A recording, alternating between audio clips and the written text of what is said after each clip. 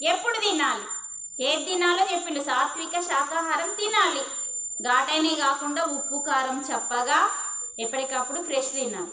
ఎప్పుడు తినాలి? టైం అయిందని తినన్నా. ఎప్పుడు తినాలి? ఆకలి ఎలా ఉండాలని చెప్తున్నారు? నక నక నకలాడన్నట కడుపులో అబ్బా ఆకలి విపరీతంగా పెరిగినప్పుడు తినమని చెప్పిండండి పత్రిజీ. ఎందుకంటే ఎప్పుడైతే ఎక్కువగా ఆకలి అవుతుందో అమ్మ అప్పుడు తింటాం కదా, ధ్యాస అంతా భోజనం మీద ఉంటుందట.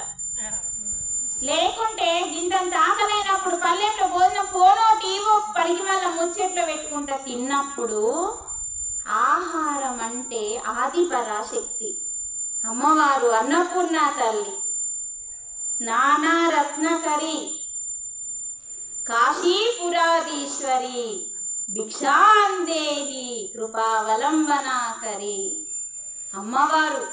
ఆ అమ్మవారు శక్తి మనం పొందాలి ఆహారం ద్వారా. అంటే అన్నం మీద ధ్యాసతో తినాలి అని చెప్తుండు మహానుభావులు.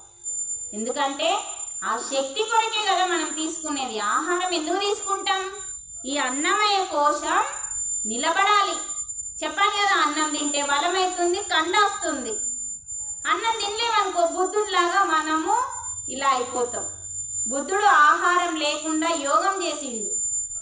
కానీ బక్క చిక్కి అయిపోయిన తర్వాత ఒక అమ్మాయి వచ్చి నువ్వు తెలుసుకోవాలనుకుంటే చెప్పాలనుకుంటే నువ్వు ఉండాలి కదా ఫస్ట్, దానికోసం ఆహారం అవసరము. అందుకని ఆహారం ఎప్పుడు తినాలి? ఆకలి ఎక్కువగా ఉన్నప్పుడు తినాలి. 2 సార్లు ఎక్కువగా అవుతుందండి ఆకలి. అందుకే భగవద్గీత ఏం చెప్తుంది? ఒకసారి తింటే యోగి బట, 2సారి తింటే భోగి, 3సారి తింటే 4సారి తింటే కాటికి. మనకు ఆకలి కాదండి, చూస్తే వేయాలనిపిస్తుంది. అది ఎంత చండాలమో. అందుకని ఆహారం కూడా ఎలా తినాలి, ఎప్పుడు తినాలి, ఎంత తినాలో చెప్పిండండి ఈ శ్లోకంలో. నేను చెప్పట్లేదు ఇక్కడ.